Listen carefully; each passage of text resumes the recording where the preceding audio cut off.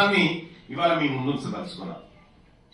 ఈ ఉమ్మడి నల్గొండ జిల్లాలో నల్గొండలో నిన్న జరిగినటువంటి డిఎస్సి ఎగ్జామ్స్ ఏదైతే ఉన్నాయో రిజల్ట్స్ వచ్చినాయో దాంట్లో ఈడబ్ల్యూఎస్ వాళ్ళకి 2050 ర్యాంక్ వచ్చినా వాళ్ళకి ఉద్యోగం వస్తుంది. కానీ బీసీడీ వాళ్ళకి 820 లోపే. 2000 ర్యాంక్ వస్తే వాళ్ళకు ఉద్యోగం వస్తుంది. బీసీడీ వాళ్ళకు 820 మార్కులు వస్తే 20 ర్యాంక్ వచ్చే 21 వచ్చినా రాదు. అదే ఆదిలాబాద్ జిల్లాలో తీసుకుంటే బీసీడీలకు 228 ర్యాంక్ వస్తే ఉద్యోగం రాలే. కానీ ఈడబ్ల్యూఎస్ 1948 ర్యాంక్ వచ్చినా కూడా ఉద్యోగం వచ్చింది. ఇక్కడ ఎస్సీ ఎస్టీల కంటే కూడా అత్యధికంగా లబ్ధి పొందుతున్నటువంటి వర్గంగా ఇవాళ ఈడబ్ల్యూఎస్ తయారైపోయింది. వాస్తవానికి ఇట్లా అన్ని జిల్లాల్లో జరిగినటువంటి ఘోరం ఇదే. వాస్తవానికి రాజ్యాంగం ఏం చెప్తా ఉంది, సామాజికంగా విద్యాపరంగా వెనుకబడినటువంటి వర్గాలకు రిజర్వేషన్ కల్పించడం ద్వారా ఎదిగినటువంటి వర్గాలకు సమాన స్థాయిలో వాళ్ళు ఎదగగలుగుతారనేది రాజ్యాంగం ఆలోచన. కానీ నరేంద్ర మోడీ ప్రభుత్వం దుర్మార్గంగా కర్కశంగా ఈడబ్ల్యూఎస్ కోటాను 10% ఫిక్స్ చేస్తూ ఉభయ సభల్లో బిల్లు పాస్ చేసి రాష్ట్రాలకు అప్పచెప్పారు.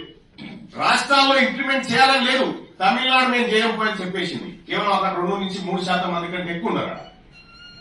ఇక్కడ తెలంగాణలో కేసీఆర్ అనేటువంటి వ్యక్తి ఈడబ్ల్యూఎస్ కోటాను ఆగమేఘాల మీద ఎలాంటి సర్వే గాని ఎలాంటి కమిషన్ రిపోర్ట్ గాని లేకుండా 10% ఇంప్లిమెంట్ చేయడం ద్వారా ఇవాళ డిఎస్సిలో కేవలం 110 ఉద్యోగాలు ఈడబ్ల్యూఎస్ కు రావాల్సి ఉంటే 1100 ఉద్యోగాలు వాళ్ళకు పోయినాయి. ఇలా గ్రూప్ 1 లో అదే పరిస్థితి, ఐఏఎస్ లో అదే పరిస్థితి, ఎక్కడ చూసినా ఇదే దుర్మార్గం జరుగుతా ఉంది. కాబట్టి ముఖ్యమంత్రి గారిని రిక్వెస్ట్ చేయడం జరిగింది. ఇక్కడ మా బీసీ ప్రజలు నష్టపోతా ఉన్నారు. ఒక బీసీలే కాదు, ఈ ఈడబ్ల్యూఎస్ కోటా 1 or 1.5% ఫిక్స్ చేస్తే మిగిలినటువంటి 8%, 8.5% ఓపెన్ లో కలిపితే అందులో ఓసీలకు కూడా అవకాశం ఉంటుంది. వాళ్ళు కూడా పోటీ చేసుకునేటువంటి ఏది ఆ ఉద్యోగాలు సంపాదించే అవకాశం ఉంటుంది. కానీ ఇక్కడ అలా జరగడం లేదు. ఇది బీసీలకు, బీసీ నిరుద్యోగ యువతకు జరుగుతున్నటువంటి అన్యాయాన్ని మూడోసారి ముఖ్యమంత్రి గారి దృష్టికి తీసుకుపోవడం జరిగింది.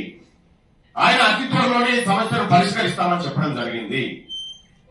వాస్తవానికి రిజర్వేషన్ ఉన్నది పేద వర్గాలను పైకి తీసుకురావడానికి. కానీ నరేంద్ర మోడీ గారి ప్రభుత్వం పెద్దోళ్ళని ఇంకా పెద్దగా చేయడానికి ఈ ఈడబ్ల్యూఎస్ పెట్టి ఇవాళ కొంపలు ముంచాడు.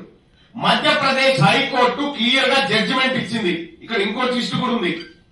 ఈడబ్ల్యూఎస్ కోటాను మొత్తం ఉన్నటువంటి ఉద్యోగాలు 100 అయితే అందులో 50% ఎస్సీ ఎస్టీ బీసీల రిజర్వేషన్ పోగా మిగిలిన 50లో అప్ టు 10% అన్నది.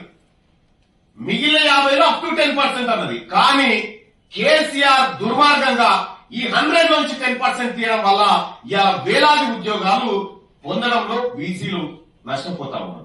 చేయడంలో ప్రభుత్వానికి చిత్తశుద్ధి ఉన్నా అది బీసీలకు ఇవ్వాలనుకునేటువంటి అంశంలో రాష్ట్ర ప్రభుత్వం నిశ్చితంగా ఆలోచించాలి. ఇది బీసీ బిడ్డలకు దక్కుతలేదు. మా గౌరవనీయులు మా నాయకుడు రాహుల్ గాంధీ గారి ఆలోచన ఏదైతే ఉందో, సోషల్ ఇంజనీరింగ్ అనేటువంటి ఆలోచన, జిస్కి ఎంతైతే జనాభా ఉన్నారో వాళ్ళకి అంత దక్కాలనేటువంటి ఆయన ఆలోచన ఏదైతే ఉందో అది ఇంప్లిమెంట్ జరగడం లేదు. అది సరిచేయాలని గౌరవ ముఖ్యమంత్రి గారికి చెప్పడం జరిగింది. ఆయనకు గతంలోనే జడ్జిమెంట్ కాపీ ఇవ్వడం జరిగింది. అన్ని కూడా ఆయనకు హైకోర్టు జడ్జిమెంట్ ఇచ్చినాం, మధ్యప్రదేశ్ ది కర్ణాటక హైకోర్టు జడ్జిమెంట్ ఇచ్చినాం.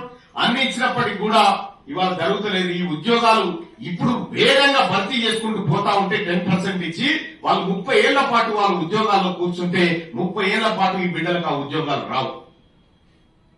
ఇది ఇవాళ ఒక్కరోజు కార్యక్రమం కాదు, 30 ఏళ్ల పాటు జరగబోతున్నటువంటి ఒక దాడి. నేనేమంటా ఉన్నా, ఇది కుతుమా జీవన్ రెడ్డి గారు చెప్పారు, మేము ఉన్నదే 5%, మాకు 10% రిజర్వేషన్ ఎట్లిస్తారా అని చెప్పి జగిత్యాల మాజీ ఎమ్మెల్యే గారు, మాజీ మంత్రి గారు జీవన్ రెడ్డి గారు చెప్పిన మాట ఇది. మేము ఉన్నదే 5%, మాకు 10% రిజర్వేషన్ ఇవ్వడం అంటే ఇది దుర్మార్గం, ఇది బీసీలో కడుపు కొట్టడం అనేది మాట ఆయన చెప్పిండు. అగ్రవర్ణాల్లో ఉన్నటువంటి నాయకులే దీన్ని ఒప్పుకొని అన్యాయం అని చెప్తున్న తర్వాత మరి బీసీలకు న్యాయం జరగకపోతే రాహుల్ గాంధీ గారి ఆశయాలు దెబ్బతింటాయి, ఆయన ఆలోచనలకు వ్యతిరేకంగా జరిగే ప్రమాదం ఉంటుంది. కాబట్టి రాష్ట్ర ప్రభుత్వాన్ని సరి చేసుకోమని చెప్పడం జరిగింది. బీసీలకు జరుగుతున్నటువంటి అన్యాయాన్ని సరిదిద్దామని చెప్పడం జరిగింది. ఇది ముఖ్యమంత్రి గారితో నేను జరిగినటువంటి భేటీలో అదొక అంశం. రెండో అంశం, ఆర్టీసీలో చిన్న చిన్న